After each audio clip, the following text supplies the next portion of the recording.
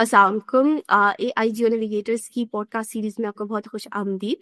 आज हमारे मेहमान हैं तैयब शाह। तैयब शाह एक रिसर्चर हैं। ये कनाडा और पाकिस्तान में इनका बहुत डाइवर्स एक्सपीरियंस है। जियो स्पेशल रिसर्चर हैं ये। इसके अलावा उनका एक्सपीरियंस रिसर्च और सोशल डेवलपमेंट साइड पर भी है। अस्सलाम वालेकुम sir. Walaikum Assalam. Faizan. Thank you very much for this opportunity. Thank you so much sir for joining us. Actually आपके पास इस वक्त रात का टाइम है, हमारे पास सुबह के 10 बजे। Really thankful and really appreciate for your time. Okay, so हम स्टार्ट करते हैं। अगर आप अपना थोड़ा सा तारुफ हमें कराएं आपकी ज़ुबानी, आपका काम, आपने किन जगहों पर काम किया और किस तरह का काम। Sahi. So, as you told, I'm working in the field of GIS. तो अगर सादा जबान में कहें कि ये मैप मेकिंग है ठीक तो I started in late 90s with the Department of Space Science. Here almost 10 years का span है. I work with in different departments. Pakistan, United Nations भी है, government भी है, public private sector है, universities के साथ भी काम किया. But then I moved to the Canada and then start my PhD and so on. So अभी मेरा जो portfolio है यहाँ पे मैं as a research manager हूँ यूनिवर्सिटी में और रिसर्च के अंदर इन्वॉल्व हूँ कंटिन्यूसली. जो सबसे इम्पोर्टेंट चीज़ है कि वो मैं पाकिस्तान में बहुत सारी यूनिवर्सिटीज़ में स्टूडेंट के साथ एज ए मेंटर जो है वो काम कर रहा हूँ. ब्रेनस्टॉर्मिंग है, बहुत सारे आइडियाज़ हैं. तो इसमें ये है कि बहुत सारे डिसिप्लिन के स्टूडेंट्स हैं जिनके साथ मेरा इंटरेक्शन रहती है. इसमें मोस्टली रिमोट सेंसिंग जीआईएस है, एनवायरनमेंट के भी हैं, आईटी के लोग भी हैं, सोशल साइंसेस के भी हैं. तो इस तरीके से तकरीबन जो मुख्तलिफ डिसिप्लिन के लोग हैं इनके साथ मेरा continuously last almost you can say 30 years इनके साथ इंटरेक्शन है. और फिर मैं जो हमारी फील्ड है इसके अंदर मैं काफ़ी एक्टिव हूँ. In other words I know what's happening to. सही सर, जैसे कि आपने मेंशन किया आप एज एन रिसर्चर काम कर रहे हैं, तो सबसे पहले मेरा आपसे एक सबसे छोटा सवाल लेकिन सबसे अहम सवाल है। आप क्या रिसर्च चेंज ला रही है या सिर्फ ये वही किताबें पढ़ने और अलमारियों में रखने वाली बातें हैं? असल में होता ये है कि जो रिसर्च है ना वो एक बिलीव है, सेल्फ बिलीव है आपका. तो जो रिसर्चर है अगर उसको कॉन्फिडेंस नहीं है, एतमाद नहीं है या वो पुरुमीद नहीं है अपने काम से कि ये it can bring some change, तो फिर जो बाकी जो चीज़ें हैं, जो फॉलोअर्स हैं, वो बिल्कुल सेकेंडरी थिंग्स रह जाती है. तो पहले तो ये है कि जो रिसर्चर है उसको खुद से पुरएतमाद होना चाहिए. तो हमारे यहाँ अभी बहुत सारी यूनिवर्सिटीज़ में भी बड़ा अच्छा टैलेंट आ रहा है, फॉरेन क्वालिफाइड लोग भी आ रहे हैं.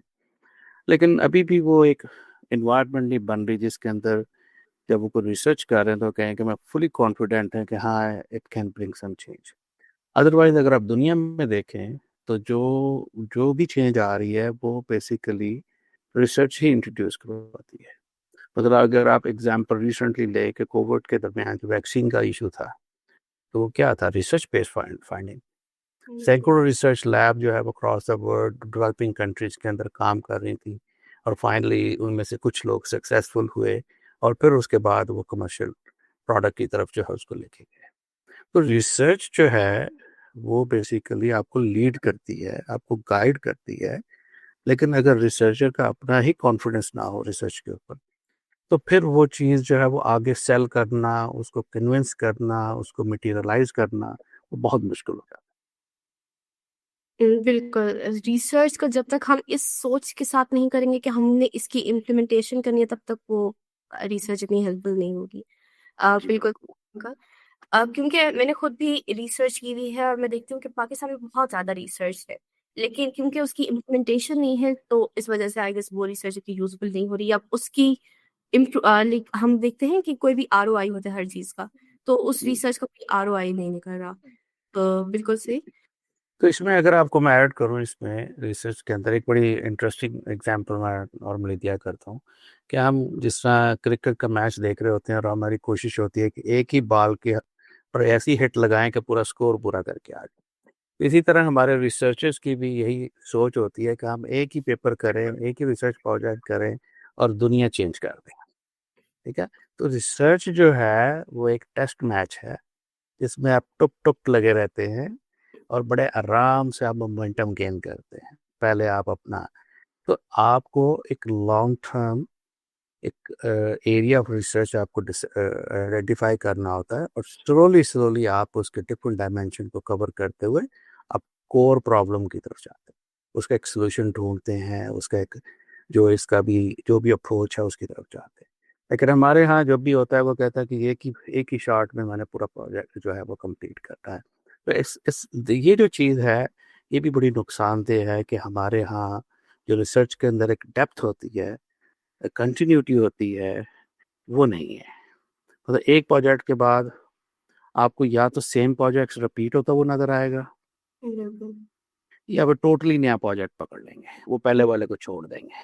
ठीक है? तो उस पहले वाले प्रोजेक्ट को लेके उसको बेस बना के उसके ऊपर उसको स्केलेबल प्रोजेक्ट की तरफ लेके जाना, उसके फर्दर डेप्थ में जाना, वो जो चीज़ है वो अभी ग्रो नहीं कर रही है। अभी बड़ा अच्छा पॉजिटिव साइंस हैं, कुछ यूनिवर्सिटीज़ में ये डेफ़िनेटली बड़ा चीज़ें जो है वो ग्रो कर रही हैं। लेकिन ओवरऑल अगर हम बात करें अभी भी अक्रॉस डिफरेंट यूनिवर्सिटीज़ तो अभी काफ़ी मेहनत की ज़रूरत है हमें। हमें लाइक लेकिन अच्छा साइन ये है कि बहुत सारे रिसर्चर्स फॉरम क्वालिफाइड फैकल्टीज जो है वो काम जॉइन कर रही है, they are trying their level best. लेकिन बहुत सारे इश्यूज़ हैं, हमारे जो एडमिनिस्ट्रेटिव इश्यूज़ हैं वो भी मौजूद हैं। लेकिन फिर भी अभी एक रिसर्चर्स को एक्सेल जो है ना वो एक थोड़ा-सा अपने आप के अंदर एक कॉन्फिडेंस जो सेल्फ बिलीव होता है, वो बिल्ड करने की ज़रूरत बिल्कुल, बिल्कुल, इसकी बहुत ज़्यादा ज़रूरी है और पाकिस्तान में आई गेस डिलेमा ही यही है। अब हम बात करते हैं आपने डिफरेंट एरियाज़ में रिसर्च की है। तो अगर हम आपकी रिसर्च की बात करें या जिन एरियाज़ में आपने रिसर्च की है, जैसे आपने सोशल डेवलपमेंट की रिसर्च की है और आपकी वो रिसर्च पाकिस्तान में किस हद तक इम्प्लीमेंटेबल है? इस बारे में अगर आप बताना चाहें? हुँ। हाँ, मैंने काफ़ी जब काम शुरू किया पाकिस्तान में अर्ली डिफरेंट रिसर्च प्रोजेक्ट्स के ऊपर, तो एक चीज़ मुझे बार-बार स्ट्राइक कर रही थी कि how we can make the change in a big like overall हम कैसे चेंज लाएँ? सोसाइटी के अंदर मुख्तलिफ डिसिप्लिन्स हैं, डेमोक्रेटिक वे है, सोशल चेंज है या कोई हेल्दी जो सिटीज़नशिप जिस तरह का लेते हैं, जैसा कहते हैं हेल्दी ब्रेन होगा तो नेशन भी डूइंग। तो there are different philosophies, economic theories हैं। तो हमारे यहाँ ऑलमोस्ट सारी टेस्ट हो चुकी हैं, ठीक है? और अभी तक तो कोई पॉजिटिव रिसर्च ट्रेंड नहीं है, जो भी अब न्यूज़ उठा के देखते हैं तो हमें पता चलता है कि हमारा लोन बढ़ता जा रहा है, सोशल इंडिकेटर्स गिरते जा रहे हैं, जो आउट ऑफ स्कूल चिल्ड्रन हैं उनकी तादाद बढ़ती जा रही है, बर्डन ऑफ डिजीज़ भी बढ़ता जा रहा है, लॉ एंड ऑर्डर का इश्यू भी हमारा कंट्रोल में नहीं है, ठीक है?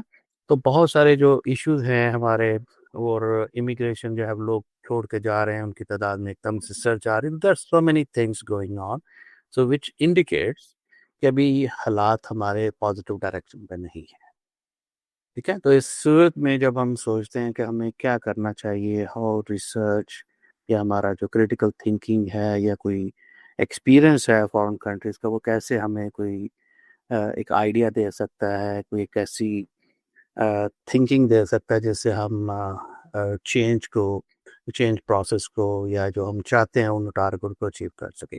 उसमें मैंने काफ़ी सोचा है, मेरा एक अपना एक पॉइंट ऑफ व्यू है जिसमें बहुत सारे लोग पार्शली एग्री भी करते हैं और तो पाकिस्तान के हालात के मद्देनज़र रखते हुए तो वो उनको शायद वो नामुमकिन नज़र आता है। तो but I have my own thinking कि अगर हम एक छोटी-सी चेंज ले आएँ अपने ओवरऑल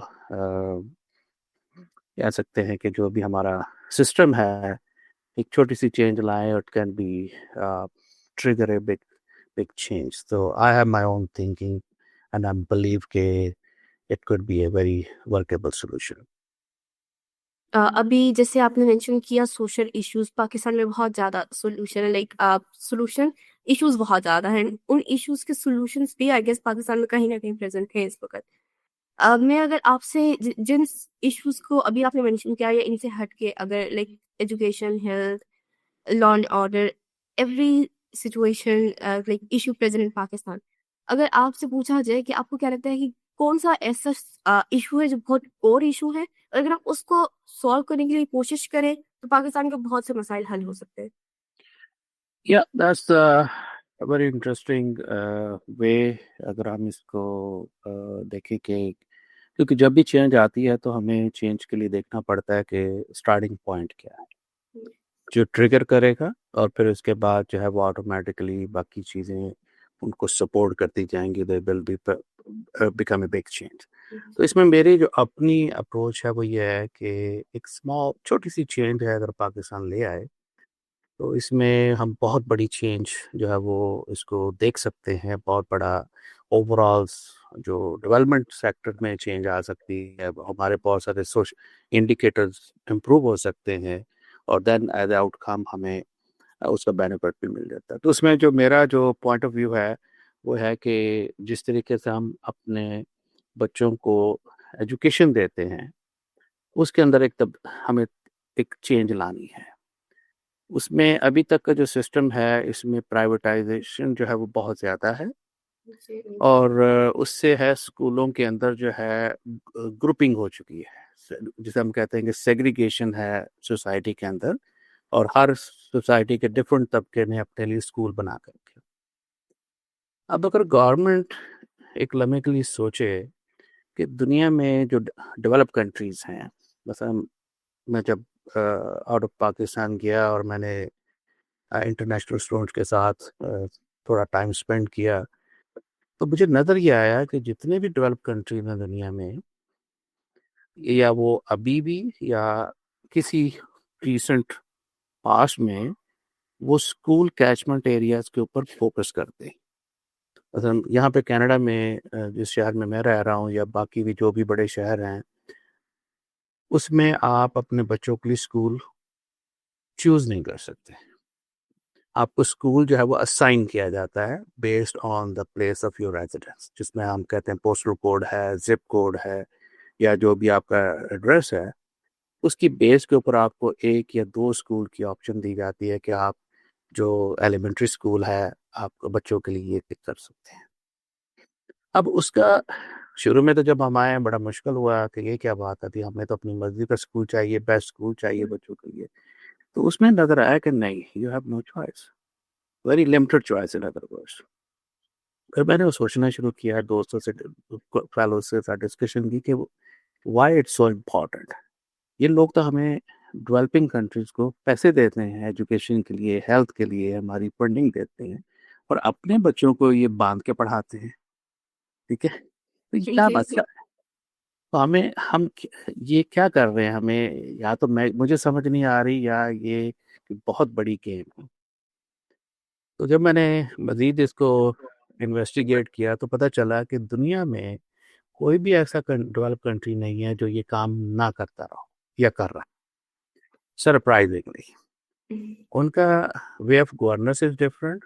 कहीं पे मोनार्की है, कहीं पे प्रेसिडेंशियल सिस्टम है, कहीं पे पार्लियामेंट्री सिस्टम है, कहीं चांसलर है। Different way of governance, it means वो डेवलप हैं लेकिन उसमें गवर्नेंस का कोई बहुत ज़्यादा हाथ नहीं है, क्योंकि they are very different methods. Health system they have different, judicial system is different, कहीं पे जज रिटायर ही नहीं होता, कहीं पे उसकी लिमिट डिफरेंट है, उसका सिलेक्शन का मेथड डिफरेंट है। तो all the way her system जो एक प्राइमरी आप कह सकते हैं कि बेसिक सिस्टम है किसी भी नेशन का या कंट्री का, वो मोर और लेस डिफरेंट है डिफरेंट डेवलप कंट्रीज के अंदर। लेकिन जो एक चीज़ है वो बड़ी कॉमन है कि वो अपने बच्चों को पहले 8 साल और बाज़ केसेस में 12 साल की जो एजुकेशन है वो अपने नेबरहुड में देते हैं। They will not allow them to cross the neighbourhood boundaries. जो वो नेबरहुड को डिफाइन करते हैं, या हर स्कूल का अपना एक अटेंडेंस जोन बनाते हैं, उसकी बाकायदा डिमार्केशन होती है।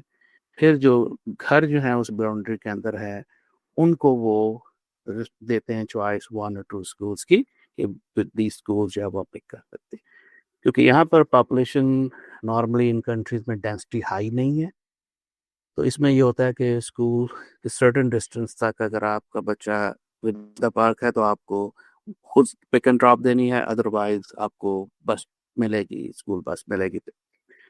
बट लेकिन अगर मैं इन्हीं चीज़ों को पाकिस्तान के सिनेरियो में देखूं तो हमारे अर्बन एरिया में हाई डेंसिटी है, तो हमारे अगर हमें एलिमेंट्री स्कूल के लिए इन्रोलमेंट चाहिए तो तकरीबन कोई 1/2 किलोमीटर के अंदर आपको इन्रोलमेंट मिल जाती है, चाहे वो सिंगल सेक्शन स्कूल हो या 2 या 3 सेक्शन का स्कूल हो। तो उसके लिए आपको प्रॉब्लम नहीं है, तो आपको बड़े आराम से इन्रोलमेंट मिल जाएगी। बच्चे बड़े आराम से विद इन 1/2 किलोमीटर जो है उनको मैक्सिमम डिस्टेंस ट्रैवल करना पड़ेगा, जो मोस्टली वॉकिंग होता है। अब ये जो एक आइडिया था, इसको मैंने जब फर्दर एक्सप्लोर किया तो मुझे नज़र आया कि एक्चुअल तो ये इनकी जो डेवलप कंट्रीज हैं, ये इनकी जो जो डेवलप जो स्टेटस है उसके अंदर इसका क्रिटिकल रोल है। अगर ये लेयर आज हटा दें तो बाज कंट्रीज तो सरवाइव कर जाएंगे, लेकिन बाज नहीं करेंगे, बाज कोलैप्स कर देंगे। तो इट्स वेरी क्रूशियल थिंग कि अंडरस्टैंड करें कि ये लोग अभी भी सिस्टम को फॉलो कर रहे हैं, और इसको इवन कि बहुत सारी डिमांड है ओपन चॉइस सिस्टम की, लेकिन वो इससे अभी भी हट नहीं रहे। ठीक, फ्लेक्सिबिलिटी थोड़ी बहुत इंट्रोड्यूस कर रहे हैं, but they know the importance of the system. अब मैंने फिर यहीं से सोचना शुरू किया कि अगर हम इस मेथड को अपने सिनेरियो में देखें, पाकिस्तान के या डेवलपिंग कंट्रीज के या लो इनकम और मिडिल इनकम कंट्रीज के सिनेरियो में, तो क्या बनता है, अब क्या कोई चेंज आ सकती है। तो जो जो मैं सोचता गया तो मुझे तो बड़ी हैरत हुई कि ये तो एक बहुत ही ज़बरदस्त किस्म का मेथड है, जिसे हम कहते हैं कि एक आपको थोड़ी सी एफर्ट करनी है और इसका आउटकम बहुत बड़ा है, जिसको हम हमारे पॉलिटिशियंस या हमारे ब्यूरोक्रेट्स शायद जानते भी हैं। I don't know what's the reason, मुझसे ज़्यादा बेहतर समझते होंगे लोग। उनका एक्सपीरियंस एक्सपोजर बहुत सारे कंट्रीज का, मेरा तो सिर्फ एक आध कंट्री का है, तो उनको मुझसे ज़्यादा पता होगा कि ये बहुत सारे कंट्रीज इसके कितने बेनिफिशियल्स हैं। लेकिन वो कभी भी नहीं सोचते कि हमें इस मेथड पे काम करना है विद इन आवर कंट्री। ठीक है, तो मेरा जो ज़ाती राय है वो ये है कि अगर पाकिस्तान अपने अर्बन एरियाज में पर्टिकुलरली जो हमारे all district headquarter, provincial headquarter, divisional headquarter, जितने भी हमारे ऐसे अर्बन एरियाज हैं जहाँ पे सारे फाइनेंशियल डिसीजंस होते हैं, बिल्कुल। उन एरियाज में, उन शहरों में अगर हम ये सिस्टम इंट्रोड्यूस करवाएं, इसका मतलब यह है कि गवर्नमेंट 100% पॉपुलेशन को अपना स्कूल देगी और उन स्कूलों की एक हद बंदी करेगी, एक डिमार्केशन बनाएगी। जैसे हम यूनियन काउंसिल की बाउंड्री लगाते हैं, इसी तरह हर स्कूल की एक बाउंड्री बनेगी, और जो लोग होंगे उस बाउंड्री के अंदर जो स्कूल होगा उसमें जाएंगे। और थोड़ा सा फ्लेक्सिबिलिटी माइनर सी रख सकते हैं, डिफरेंट ऑप्शन होती हैं, लेकिन आपकी 96-97% ऑफ द पॉपुलेशन वो अपने ही असाइन के वो स्कूल में जाएगी। अगर ये हो जाए, हम किसी भी तरीके से वो स्कूल बना के उस पॉपुलेशन को इनकरेज करें, फोर्स करें, जो भी मेथड हो सकता है, क्योंकि it's state responsibility to provide the basic education. तो अभी हम लोग देख रहे हैं कि मैट्रिक तक फ्री एजुकेशन ऑलमोस्ट हर प्रोविंस के अंदर मौजूद है। तो अगर हम ये इंश्योर कर दें, क्वालिटी को ले आएँ और इक्वालिटी को ले आएँ, तो इससे बहुत सारी चीज़ें एड्रेस होना शुरू हो जाएंगी। ठीक है, तो इसमें मैं आगे, अगर आपको क्वेश्चन है तो डेफिनेटली, अदरवाइज इसमें मैं, ये माय बेस्ट फ्रेंड सब्जेक्ट है, तो इसमें मैं तो बहुत ज़्यादा इसमें कंटिन्यू कर सकता हूँ आगे। बिल्कुल, ये एक बहुत अच्छा पर्सपेक्टिव है और ये आइडिया, इस आइडिया से सिर्फ एजुकेशन नहीं, इससे इक्वालिटी, फिर हम जैसे जेंडर की बात करते हैं तो वो भी कंट्रोल में आएगी, और बहुत सारे लाइक एक एक सर्टेन एरिया की पॉपुलेशन पे बहुत अच्छा काम किया जा सकता है सिर्फ इस एक प्रोजेक्ट को लॉन्च करके। और इसे इससे अगर हम देखें तो सिर्फ एसडीजी, एजुकेशन वाला जो एसडीजी, अगर हम सिर्फ उससे बात करें तो उसमें भी बहुत हेल्प होगी है पाकिस्तान ओवरऑल। लेकिन पाकिस्तान में एक और मसला भी है माइंडसेट का, क्योंकि यहाँ पे आपके घर के पास जो स्कूल होगा वो जितना अच्छा हो, लेकिन आपकी कम्युनिटी में जितना दूर एक बड़ा अच्छा स्कूल होगा, आप लोग वही प्रेफर करेंगे। तो आई गेस माइंडसेट को चेंज करना फर्स्ट स्टेप होगा इस प्रोजेक्ट को लॉन्च करने के लिए। लेकिन अदरवाइज जी, I agree with you, I agree with you. इस जो इसको कहते हैं बिहेवियरल चेंज, यस, जो बिहेवियरल चेंज होती है वो बहुत मुश्किल काम होता है। तो लेकिन उसमें यह है कि अगर हम मिल के काम करें, तमाम रिसर्चर्स, हमारी यूनिवर्सिटीज़, हमारे जो रिसर्च नॉन प्रॉफिट ऑर्गेनाइजेशंस हैं या और बहुत सारे इदारे हैं, वो मिल के अगर इसको रियलाइज़ करें कि it's a very big thing, तो मैं आपको जो एक होता है क्वेश्चन ये पूछता है कि हाउ चेंज आएगी कैसे? बिल्कुल। ठीक है? तो मेरा कहते हैं कि ठीक है, तो स्कूल बाउंड्री बन गई, स्कूल आपको दे दिया, लेट्स सपोज़ लाहौर में मेरा ख़्याल है कि कोई अ, पब्लिक स्कूल कोई 1000-1200 होंगे, ठीक है? तो उसमें 7 6-7 हज़ार प्राइवेट स्कूल्स हैं, ठीक है? तो 7-8 हज़ार टोटल स्कूल है मेरा ख़्याल, और पूरे पंजाब में मैं देख रहा हूँ कि 42,000 है पब्लिक स्कूल्स, ठीक है? तो अगर इसको डबल कर देंगे तो 80 और 90,000 के करीब ले जाएँ, 100,000 के करीब ले जाएँ, आपको पंजाब में स्कूल बना। तो जितने स्कूल हैं इतने मज़ीद आपको बनाने हैं। अच्छा, अब ये चेंज आएगी कैसे और आप वो कॉस्ट अफ़ोर्ड कैसे करें? अब ये बड़ा इंटरेस्टिंग फिनोमेना है कि how school catchment areas will solve और like release the pressure from other indicators. पहले नंबर पे तो आप देखें कि जब आप जो स्कूल रिलेटेड ट्रैफिक है अर्बन एरियाज़ है, ठीक? वो मिनिमाइज़ हो जाएगी, ठीक है? और अगर हमें रिसर्च बताए, अभी मेरे पास ये रिसर्च फाइंडिंग नहीं है कि how much school related traffic contribute into the overall city level air pollution. अगर वो हमें मिल जाए 20, 25, 30% अगर एयर पोल्यूशन जो है वो स्कूल रिलेटेड ट्रैफिक से आ रही है, क्योंकि वो इटसेल्फ या उसको वो एक्यूमुलेटिव इफेक्ट आता है कि जब वो ट्रैफिक को स्लो डाउन कर देते तो तमाम ट्रैफिक जो है, जो 15 मिनट का डिस्टेंस है वो 30 मिनट में कर रही है, तो 15 मिनट जो एक्स्ट्रा है फ्यूल कंजम्पशन, वो because of the school related traffic आ रही है। उसको अगर आप देखेंगे तो वो जो 20-25% एयर पोल्यूशन है उसके चांसेस है वो मिनिमाइज हो। ठीक, अब इट्स अ ह्यूज चेंज। अगर आपको आज कोई कहे लाहौर में, फैसलाबाद में, पिंडी में 10-15% एयर पोल्यूशन को कम करनी है, तो it's a huge money. Yes ठीक, ऑफ कोर्स। आपको कुछ भी नहीं करना, सिर्फ स्कूल को ऑर्डर में लाना है, हर एक को कहना है कि आप अपने नेबरहुड के स्कूल में, अपने मोहल्ले के स्कूल में वॉक करते हुए जाएं, ठीक, तो आप एयर पोल्यूशन में ऑटोमेटिकली एक फॉल देंगे। अच्छा, अब जब एयर पोल्यूशन कम होगी तो बर्डन ऑफ डिजीज में भी कमी आएगी, यस, बिल्कुल। ठीक है? तो अब ये जो जो घरों में लोगों के एक्सपेंडिचर है हेल्थ से रिलेटेड, उसमें रिलीफ मिलेगा आपको। अच्छा, अब उसके साथ जो फ्यूल इंपोर्ट है उस पे भी कमी आएगी, क्योंकि फ्यूल कंजम्पशन में भी 5, 10, 15% भी अगर कमी आती है तमाम अर्बन एरिया में इम्प्लीमेंट करने से, तो वो जो फ्यूल की मद में जो हम डॉलर्स वापस देते हैं वो भी हमारे आएंगे, तो वो इकोनॉमी को सपोर्ट करेंगे हमारे, ठीक? तो एक चेन रिएक्शन शुरू हो जाएगा।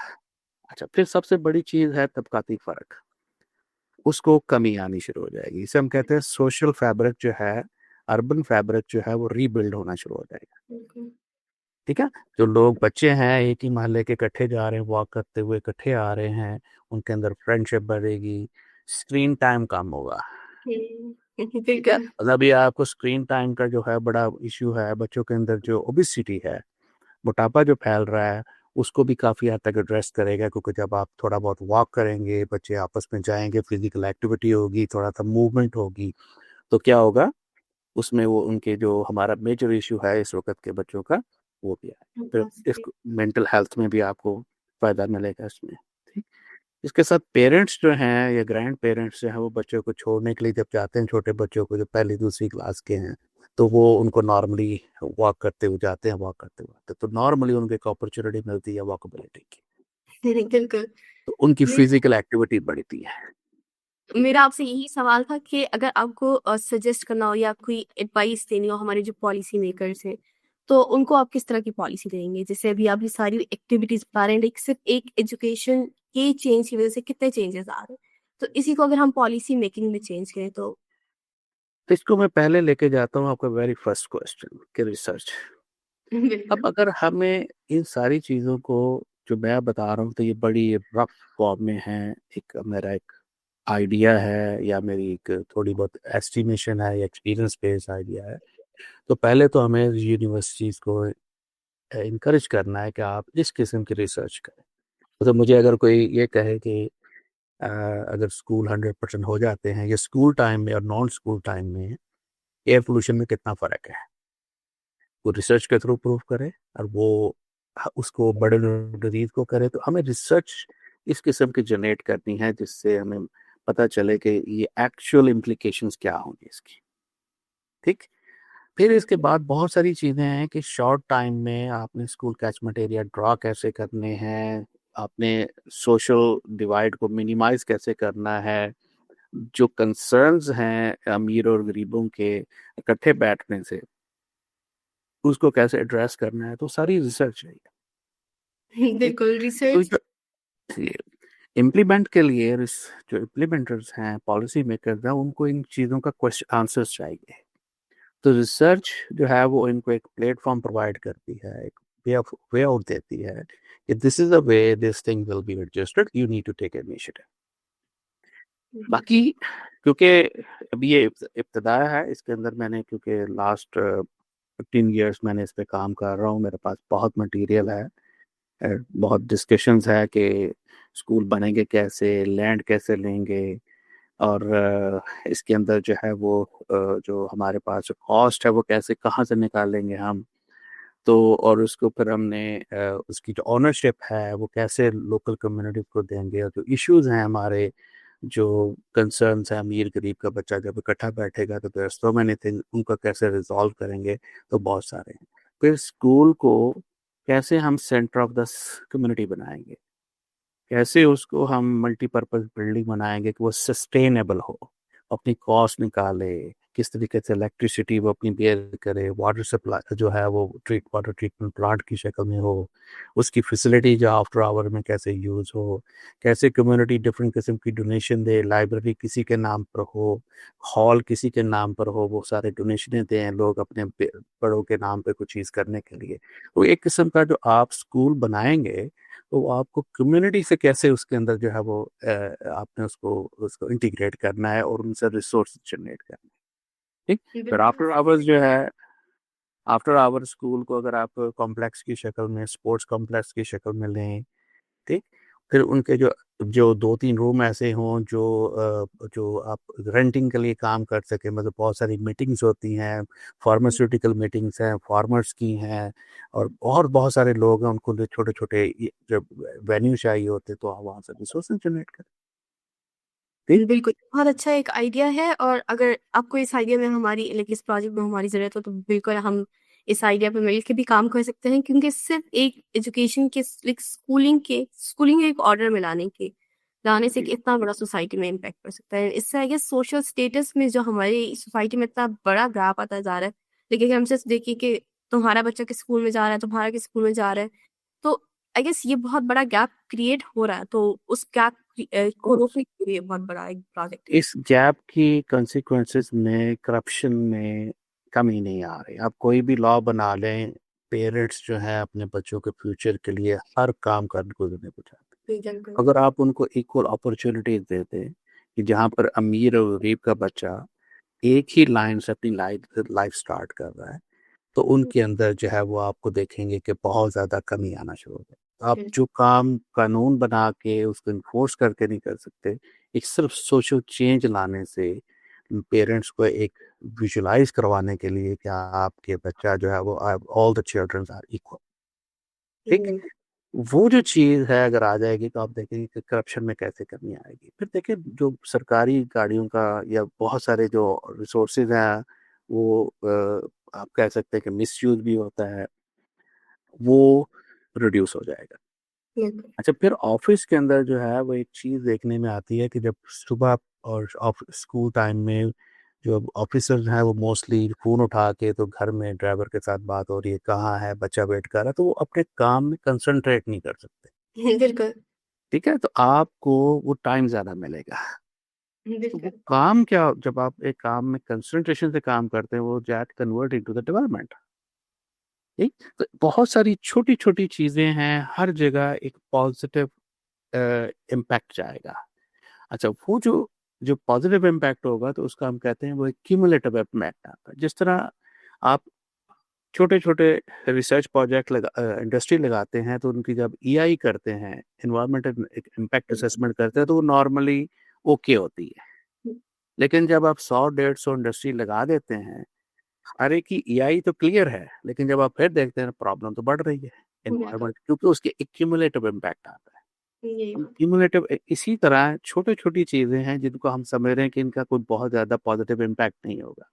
लेकिन जब इसका क्यूमुलेटिव इम्पैक्ट देखेंगे तो बहुत बड़ा होगा। तो वो एक नेशन को अ, नीचे से उठा के ऊपर तक ले जाने की पावर रखता बिल्कुल सही, ये बहुत अच्छा प्रोजेक्ट है और इस पे हमारे पॉलिसी मेकर्स को भी करना चाहिए। आप ज़रूर इस पे काम करें और इसका इम्पैक्ट बहुत बड़ा होगा। जैसे छोटे-छोटे स्टेप्स मिलके एक बड़ा स्टेप बनता है and change is not an overnight thing. है। इसमें सदियाँ लगती हैं, इसमें साल लगते हैं। तो बिल्कुल, आप स्टार्ट एग्री विद करें। ये पाकिस्तान की इकोनॉमी, सोशल और लाइक मेजर इश्यूज़ को एड्रेस करेगा, करप्शन एंड और एक बहुत बड़े-बड़े एंड जैसे पाकिस्तान में आपने लाहौर की एग्ज़ाम्पल दी थी। लाहौर में जब सर्दियाँ स्टार्ट हो गई, एयर पोल्यूशन स्टार्ट हो गई, सबसे पहले बंद ही स्कूल होते हैं और वो उसमें जब लाइक इन सब चीज़ों को हम गैदर करेंगे तो ये बहुत बड़ा चेंज लाएगा हमारे environment, social, economic, health, education सब इश्यूज़ को एड्रेस करेगा। Thank you so much sir. अभी हमारा एक सेकंड राउंड स्टार्ट होता है। सेकंड राउंड में हम रैपिड फायर राउंड करते हैं। इसमें छोटी-छोटी 3-4 स्टेटमेंट्स होंगी एंड आपको ज़हन में जो भी उस स्टेटमेंट के रिलेवेंट आपके ज़हन में जो लाइक बात आए आपको जवाब देना होगा। अगर मैं आपसे सवाल करूँ सस्टेनेबल एजुकेशन के बारे में एक लफ्ज़, तो वो एक लफ्ज़ क्या होगा? चेंज। डाटा जैसे आपने बताया आप जीआईएस एंड रिमोट सेंसिंग पे काम करते हैं, तो डाटा और intuition what drives the decisions? I will go with the data. So, the most powerful use of maps you have ever seen? Oh, it's the micro planning.